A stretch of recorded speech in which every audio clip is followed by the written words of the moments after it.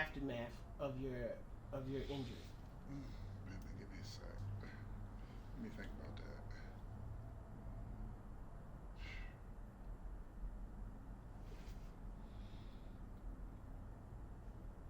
Damon, that's kind of a hard question because the only thing I was thinking about at that moment was I'm trying to get out of the way because I'm trying to get up off the track because I got bikes flying over top of my head. So that's kind of a tough question to even process it on.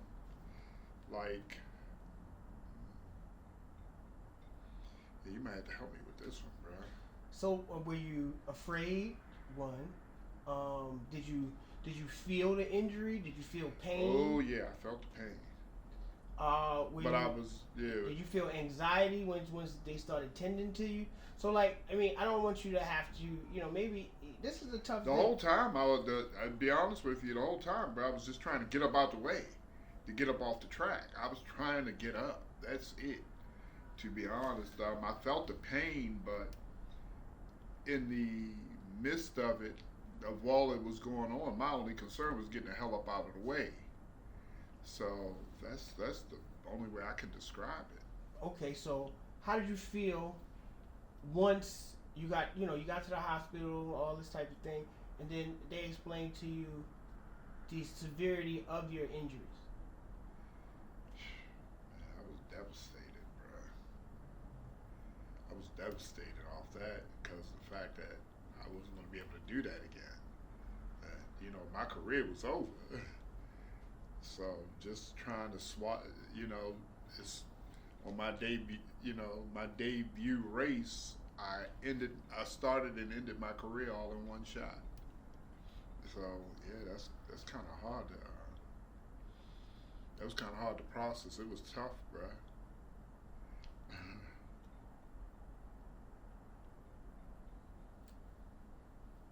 What was the most overwhelming aspect of this shift in your life?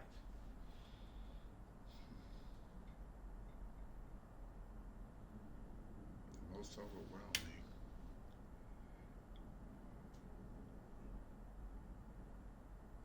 Hmm.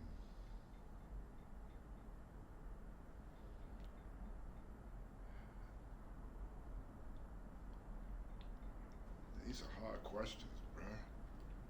Because my life really didn't change much, except for the fact that I couldn't walk. All right. As far as like getting like after that point, and you had to deal with everyday life. What was the toughest part of getting through the day? What was the most difficult aspects of your life changing besides you not being able to walk? What was the most difficult things?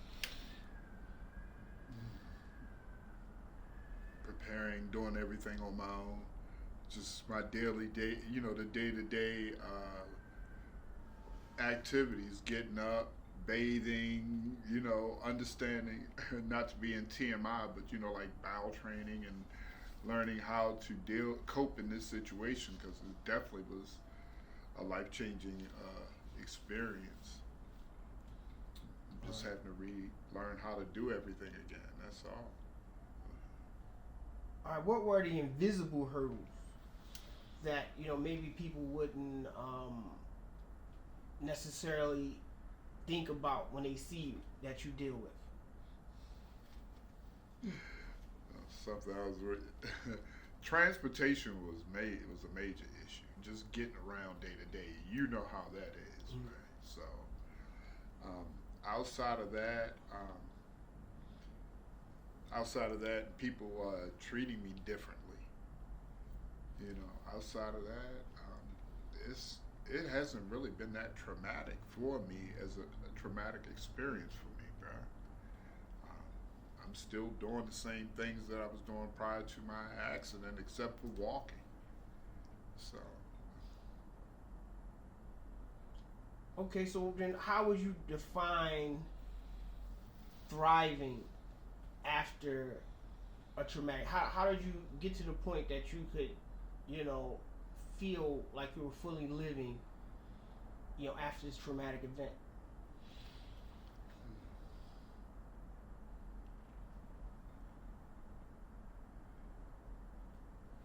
mean, like I said, I'm a business owner, so that right there was fulfilling that I could still do the things that I was doing, prior to this situation. So the ability, just for the fact that I could still continue to do it was a major plus for me.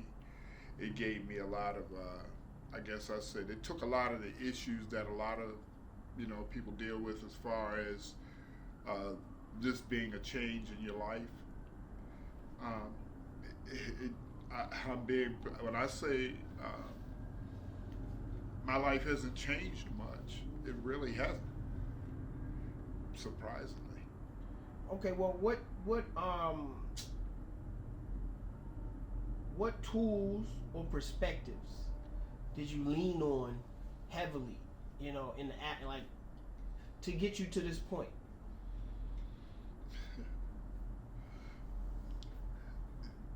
To be honest, it was my mother, man.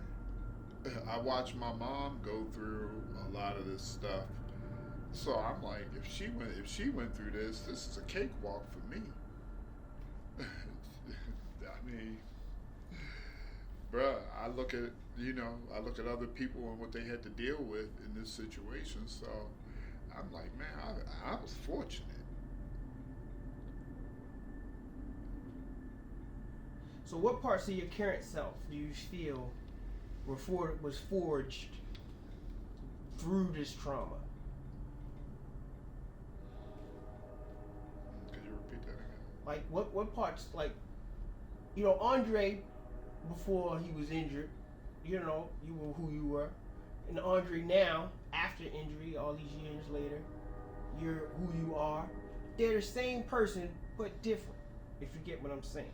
So, my point being, like, something was forged and fortified. Something in you was see, everybody couldn't go through that injury and pick up the pieces and move their life a certain way. Some people, and I know you've been injured for a long time, so you've seen people who got injured and they wasted away.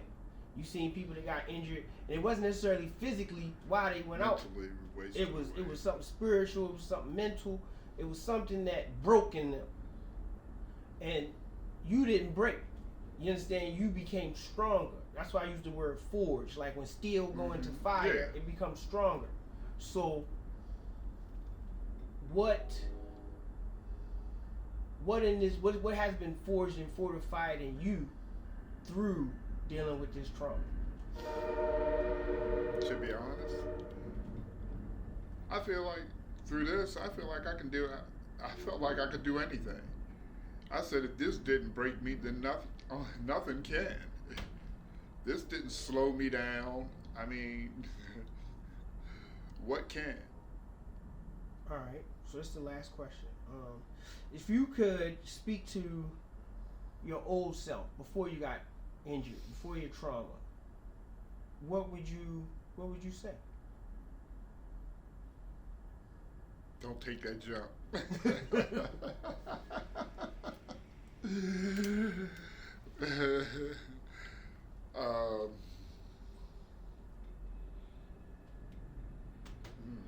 They must have talked. Be honest with you, that would be the only thing I would say. I would say, hey, you don't have to take that jump. You, man.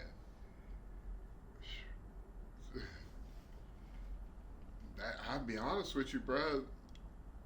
It's kind of hard for me to say because, damn it, I would do it again. I would do this all again. I think I would be more focused, but nevertheless, I still would do it again. I tell everybody that all the time. If they said, if you could get back out on that track today, would you do it again? I said, yeah, without a hesitation. Yeah, that's about it, bro. Thank you. I appreciate you sharing everything you did, and thank you for helping me. Yeah, this was funny, bro. Man, no problem, man. Man, that's crazy, man. I ain't never been asked no questions like that, bro. My name is Elise Spencer. I am currently a student, but I'm a photographer, a printmaker, a paper maker, a researcher. The list goes on. Okay. What is your trauma? My trauma is a gunshot wound. I was shot in the chest in 2019, and it's been about almost 7 years since. What did you feel immediately when you got shot? What was the thoughts and sensations that you felt? It was immediately denial.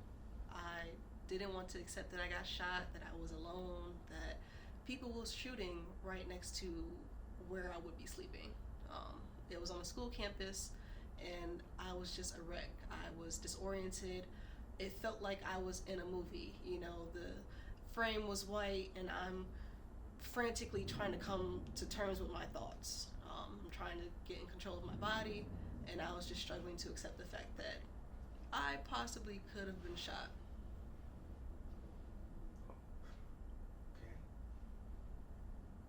So when you realized you were shot, now, one second. When I ask you a question, can you repeat some of it when you started, so that you Yes. just go with my editing? Yes. So when you realized you were shot, what thoughts were going through your head then? When I realized I was shot, I was in shock. I was scared. I was asking God so many questions. Why would you let this happen? Why am I hurting so much? What am I going to tell my mom? I was only 18 at the time. So as I'm grappling with a bullet that's in my chest, I'm also trying to come to terms with my own body. The bullet had entered my chest and began to go towards my heart, but then also began to exit from the same way it came in. So I'm processing all of these emotions, both mental, physical, spiritual, and I just felt so overwhelmed with grief, honestly.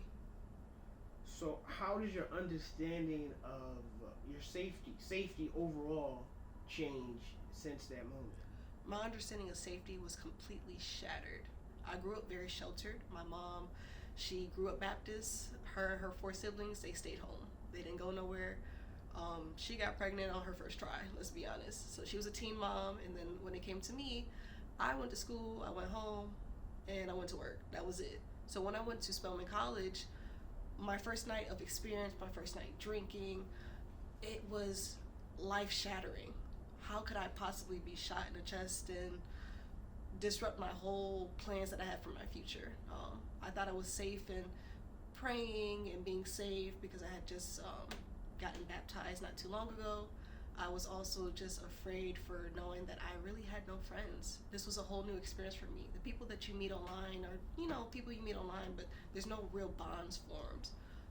So I never felt safe after that. I felt as though, I had to come to terms with what I wanted. And it was hard to grapple with that while also being on a school campus and being the girl who got shot.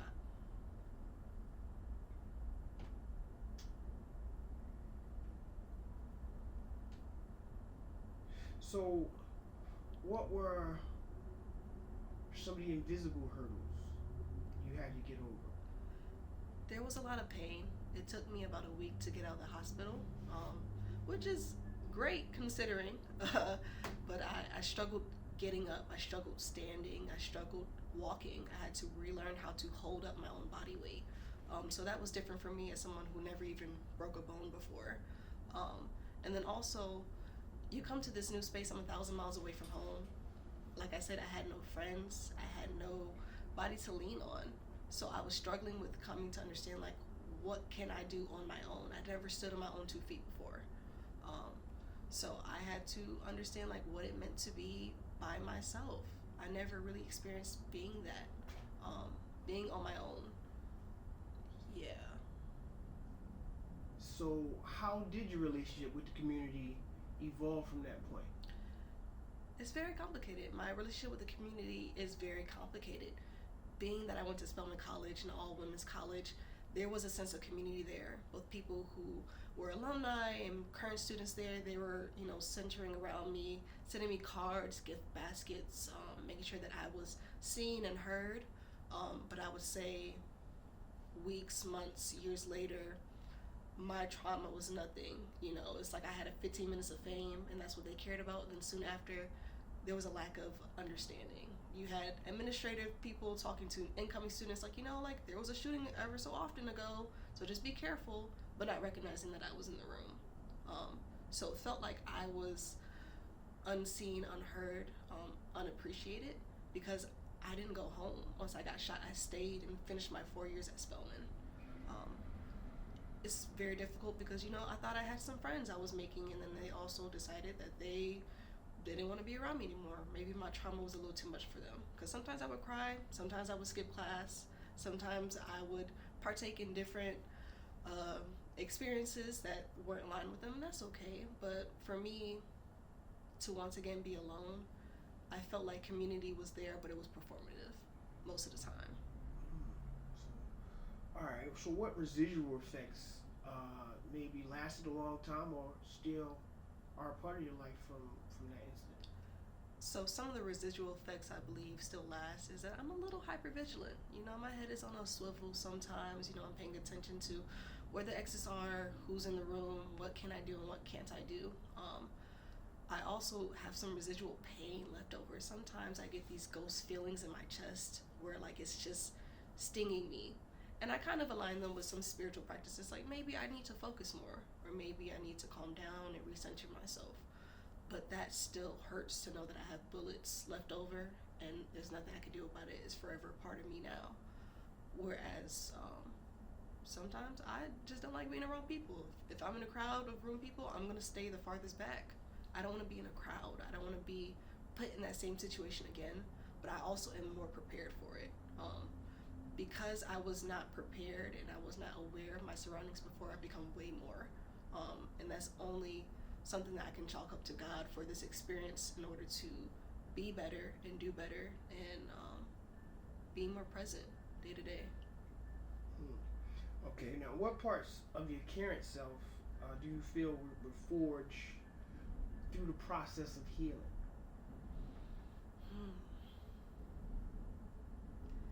The parts of my current self I feel were forged through healing is this great attitude. I could have been a little ignorant, complacent when I was a little younger. Mind you, I was only 18 when it happened, but I am more centered in who I want to be and what I want to do. I'm more aware of my surroundings, and I'm more caring. Some things, it just doesn't matter. Just leave it alone. There's some things you can control, some things you cannot control, and I'm more willing to accept what I cannot control and keep moving forward. Part of me back then, I probably would have been trying to fight it so hard, but at the end of the day, we're all one people. And also, I'm more loving and more accepting of others. The people who shot me, by all means, God bless you, wish you the best of luck, but there's nothing I can do. So I see it in other people who hold grudges and are angry, and I know at least for myself, I try my best not to do so. So I'm appreciative of that aspect of myself. Now, if you could go back and speak to yourself, like right after the trauma, like right after, like right when you got to that, you realized you was gonna live, and you was in the hospital. Like, if you could speak to yourself right after that trauma, what would you tell yourself? Stop being angry with God. He has a plan for all of us. He knows your troubles, your sorrows. He knows exactly what you want to do, but it is His way. That is what you must follow. If you do not follow it, you will struggle more. You will feel more pain. You will cry more. But you have to embrace this flow. The more you resist it, the more struggles you will have in the future. Trust in Him and lean not on your own understanding. Anything else would you like to add? I think I've said it all. Yeah, thank you. That was great. My name is Will Yeski, and right now I am in school to be a filmmaker. But really, I think I'm a storyteller. Okay. What is your trauma? I think everybody experiences trauma differently. I mean, I served in the U.S. military at one point for 11 years, and there was one particular deployment that was traumatic for a lot of us. We had a high casualty rate. It's 56% casualty rate operating within Afghanistan. So you kind of move forward to things that we're seeing today and things that are going on right now, and you look at it, you ask the question, what was it all for? And what do we go through these traumatic events for? What do we go through seeing our buddies wounded or die beside us out there? And that leaves a lot of mental load on somebody. A lot that you got to deal with. You see a lot of your friends. I think the worst part of it is when you see a lot of your friends that can't deal with it in a way that you can. But as well, I think that during a lot of that, I hid a lot of trauma to sort of continue service. You do what they tell you to. You take that trauma and you stuff it at the bottom of your duffel bag and you drive on and you carry that with you until that burden becomes to the point where it's huge, and it weighs you down in ways that you didn't really expect. But when you start seeing friends of yours either commit suicide, I think at this point that casualty rate has gone from 56% up into the high 60s percentile because of suicides, because of self-harm, because of guys that just, went on in their service and they were lost along the way down the years. So between looking in that and then the moral injury of like what we're fighting for, you see now it kind of like gets pulled apart that you were really serving something that is not the original purpose you were told in the beginning. You were told you're out there to do good or a fight for freedom, to where in actuality the only person that's profiting from this is politicians and corporations that feed the war machine. So living with that and dealing with that trauma along the way can be pretty daunting. Okay. You mentioned having being affected in ways you didn't expect. Could you explain some of those ways that your traumas affected you that you were surprised about? Yeah, I think for the longest time I told a lot of people that I was able to talk about a lot of these things that happened. I mean, one of them is, the day after Christmas I had somebody die in my arms. He was blown in half basically, but when we got to him he was still alive. So being someone that had to deal with someone that you served alongside and knew and shared cigarettes with and stuff and had these intimate talks, and to have them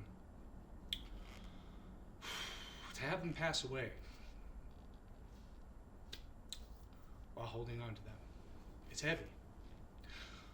But you move forward, you drive on, because that's what you're told to do. And down the road, you kind of run from it. You said before in one of the other interviews that you're forged by it, you're steeled by that. And you're right, you're not wrong on that. But in that, you have to be aware that there is trauma. I think for the longest time, I was running from it. And I could talk about these things, but it didn't start to affect me until I started putting it down in a book. Because you really slow down enough to where you can process these traumas. You can start to see, how this affected other people, because I'm talking with other guys that were there and interviewing them. And these things start bubbling to the surface, and you start experiencing these things again. You start seeing them again. You start coming across this stuff, whether it's in dreams or something might trigger you out on the street, or you're talking with somebody else and this stuff comes to the surface. So it's in dealing with therapy and talking about this sort of thing, but realizing that exists and these sort of things do affect people. And it's really when traumas like that happen, really that stays with you for life. And it's not something that just goes away. Okay, you say trauma stays with you for life. So then, how do you get through the day with this burden of trauma on your life every day? What are the coping mechanisms? I think in dealing with this trauma on a day-to-day, you can't do it alone. I think it's something that you have to put good people around you that care.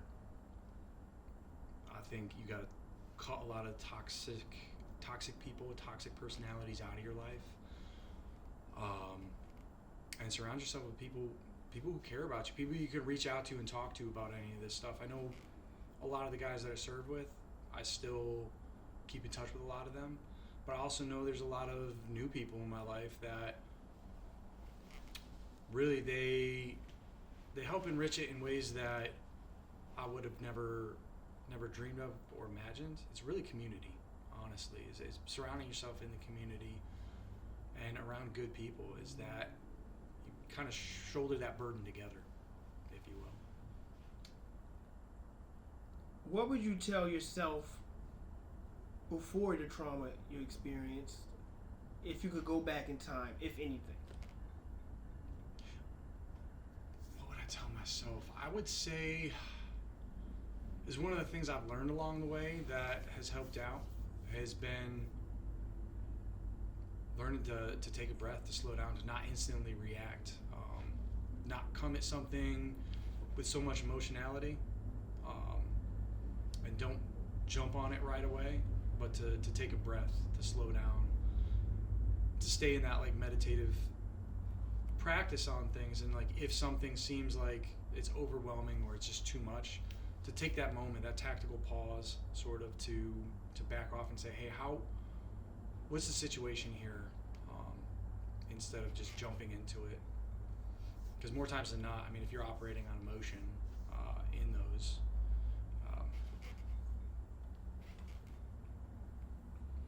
yeah, I don't know, it just ends up,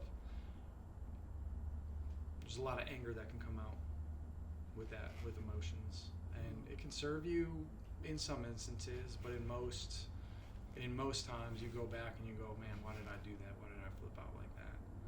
And you just realize that was part of either those burdens or part of, you operating out of that side that's your survival side. That's that side that where you have those cortisol spikes. That's that side of that trauma bubbling back out of you.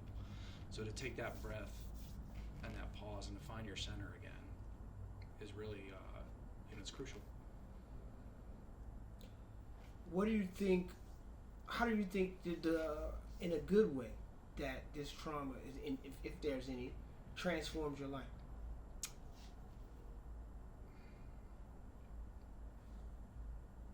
I think that a lot of this is, the trauma that I experienced through combat, through service in the military, and through some of the things that we saw and went through. I think it's opened up minds to a lot of other things. I mean, there's a lot that happens out there in the world where a lot of things in America we take for granted. I know times are changing to the point where through the use of technology, through the use of widespread media, through the use of everybody has a cell phone now, that this sort of stuff is much more widespread to be able to see what's actually happening. But I think with the good end of that, of experiencing these traumas, is really just being exposed, not being ignorant some of the things that go on within the world. Because I do think that in America we take a lot of it for granted. We take a lot of the the possibility that we're away from these areas of conflict, and I really do think that some of that could actually be headed our way. Take a deep breath. All right. How are you feeling in this moment? Oh, I feel great. You feel great? Yeah. Okay. Tell me about your trauma. I suffered a gunshot wound at the age of 18, which left me paralyzed at the level of L1, T12. Yeah, so since then I haven't been able to walk. How many years ago was this? This was going on 31 years now. 31 years now. Yeah. Okay. What do you remember about that first day after?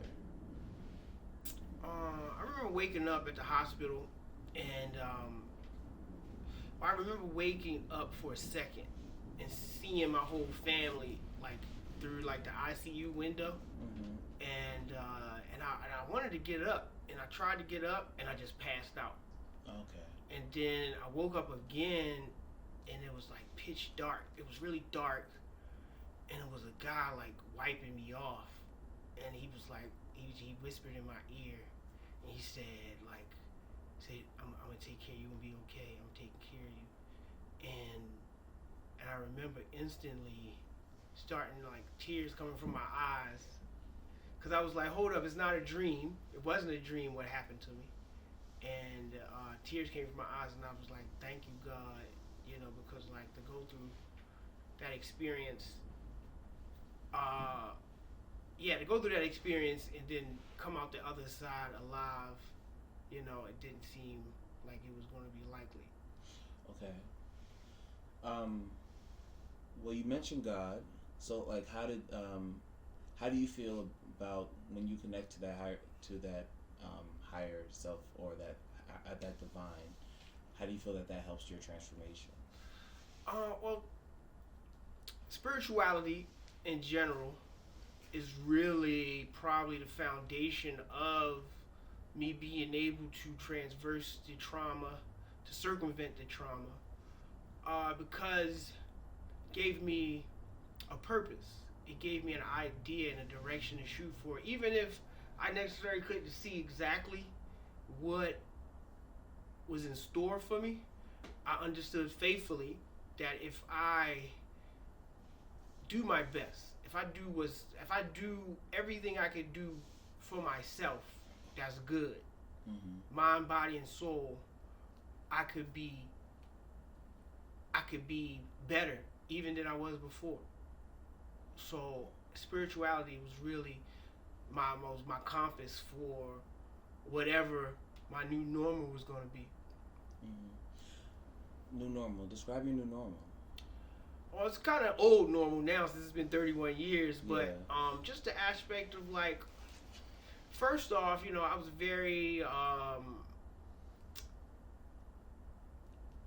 was very quick on my feet. I like being outside. I like being in the streets. I was a kid that I could be anywhere. I could be in New York City, because I left school at lunchtime and caught the train, and I was just everywhere. I could do anything. I could be anywhere, and I had to sit still now.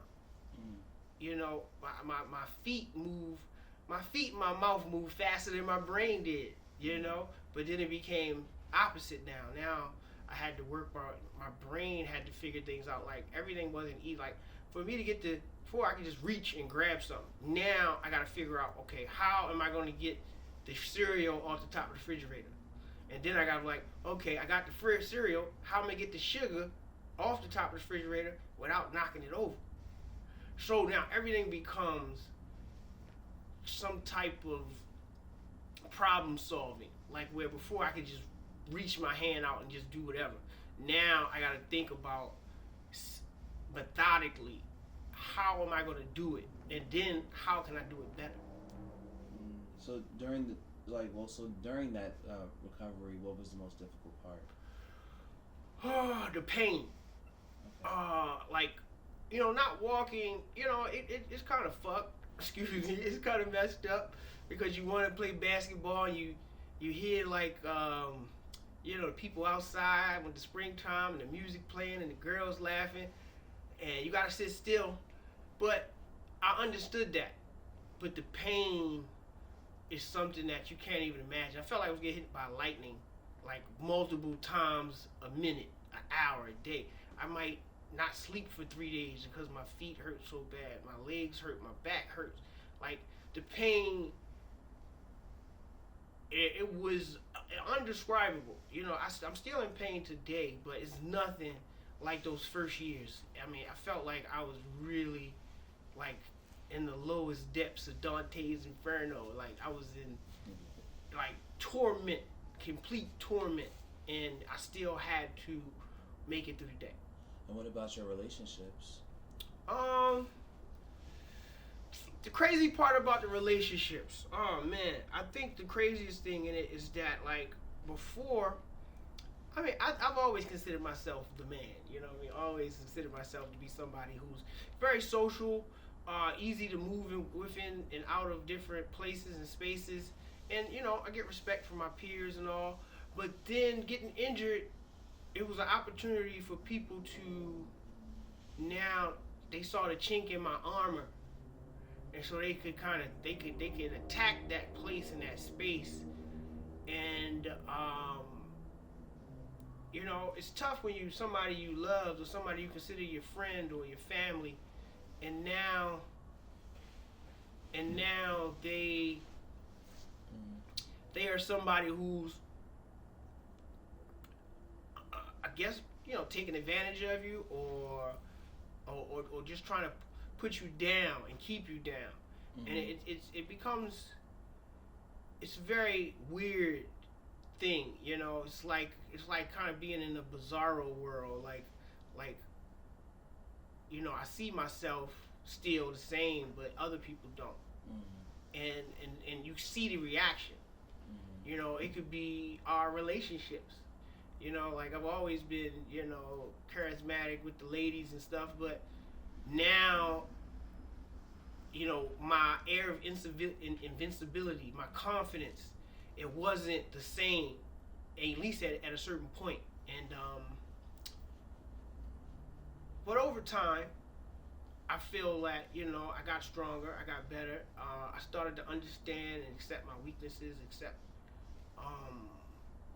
the new challenges in my life, and as I started to challenge myself more and develop myself more, I notice now, you know, those weaknesses I had, or those people trying to take advantage of me, they couldn't anymore, because, you know, I'm confident again, you know, and I guess they could take advantage of me because they saw my you know, me being self-conscious, me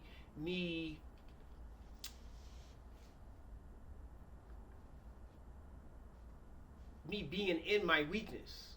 You know, they probably didn't ever see me. They never saw me like that before, and so now, you know, it was you know, something easy to mess with me. But like I say, I worked on myself, and yeah, I got a lot stronger. Okay, and with that, how would you you have been a wheelchair user for longer than you've actually been walking. Yes. So how would you talk to your younger self, who for 18 years was walking, and then, you know, for 31 years you have been using a wheelchair? Well, what I would tell my younger self is stop playing with them crutches. I used to love playing with crutches. I would spend hours just trying to balance on crutches, like do weird tricks on crutches. I don't know why. It was just something fascinating to do. Okay. And, you know, they say, yeah, you know, you better stop playing with them crutches, boy. You know what I mean? They always just say something like that. But, but other than that, understand that who you are is bigger than just physically who you are. Like, who I am is made up by something spiritual, by something mental, by something even etherical. Like, your power is not limited to your fists. Okay. You know, my power is in so many aspects of myself. So I would tell my younger self to understand and focus on a strength that's not seen necessarily. If you feel comfortable, can you describe how the incident happened? I mean, just I was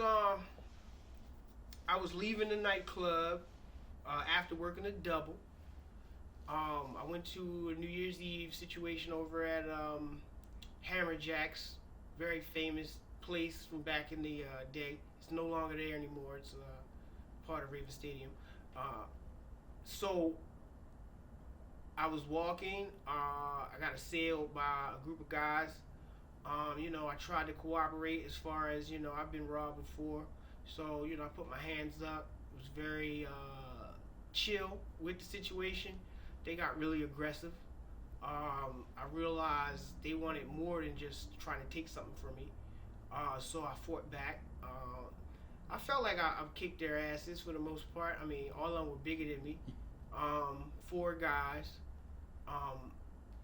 But they did get me to the ground.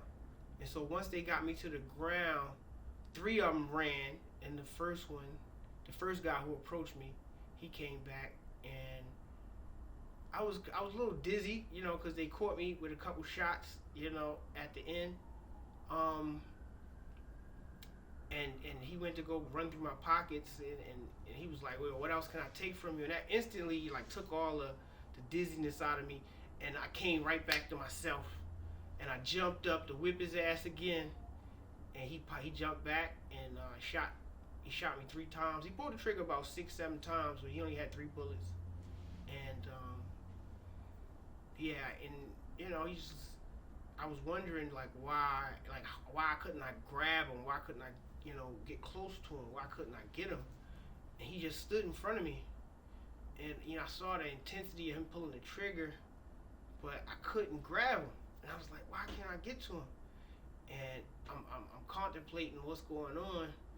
And I'm on my feet. And he's looking at me, I'm looking at him. And he goes from being, super intense to smiling. He has a smile on his face, and then he walks off. And I hit the ground. I mean, I was looking at him walk, and I was like, what's going on? I looked at my legs, and my forehead hit my knee. And I did a jackknife into the gutter, and I laid there. And while laying there, I your life runs before your eyes and all, and you think about how fucked up it is to die at 18 in the gutter, and as I lay there, I contemplated God. I didn't really think about. I tried not to think about God before this, but I contemplated, what was awaiting me on the other side of the situation, and I didn't think it was going to be good because I was disappointed in how my life ended, and so whoever gave me my life, I felt would be even more disappointed. Do you feel like your life ended that day? Well, or part of your life? Hell yeah. Yeah, my life ended. Certain aspect of my life ended, but then I was also reborn at the same moment. And I remember I felt the death. I felt the coldness of the street. I felt my face on the sidewalk. I felt like, this is where I'm gonna go. I'm dying right now. I know. I said, I'm sleepy. I gotta close my eyes, And as I laid there, I saw a couple of cars. I saw cars at the light that was very far away on Russell Street. I was on Hamburg Street when I got shot. So I saw cars on Russell Street. They was at the light. And I remember thinking, when I was thinking about God, I had a prayer. This was my first prayer in many years. And I said, it'd be nice if you sent somebody to pick me up. And one of those cars, the first car I looked at, came directly to me. A man jumped out the car, picked me up off the street, took me to the emergency room. And so it sounds to me like you experience kindness from a person. And so is that something that you value now that after 30 years of experiencing community and kindness, what exactly is your relationship to that? Helping people, getting help. Well, I think, all right, for my relationship with community, it's a beautiful thing. It's one of the most beautiful things I think I've gotten from this whole situation. Although some random people, caused my injury and caused my trauma, a random person, uplifted me out of that. And so now I kind of had a mind state. I could go anywhere in the universe and be in trouble, and somebody gonna help me. I don't care what. I get a flat tire. I could need some food. I could be lost. Whatever it is, somebody's gonna come out of somewhere and be like, "We got you." And it's been like that ever since that moment. I go all over the country, meet people, become my best friends that I just met happenstance. And I just feel like, yeah, now I just step, because I understand I can't do it like I used to. I can't just go and be and do whatever I want. Now, maybe I get there, I gotta figure out how to get up the steps. Mm-hmm. You know what I'm saying? You know, so it's always some component of somebody being there for me, and I don't even have to know their name. Mm-hmm. Okay, well, two more questions.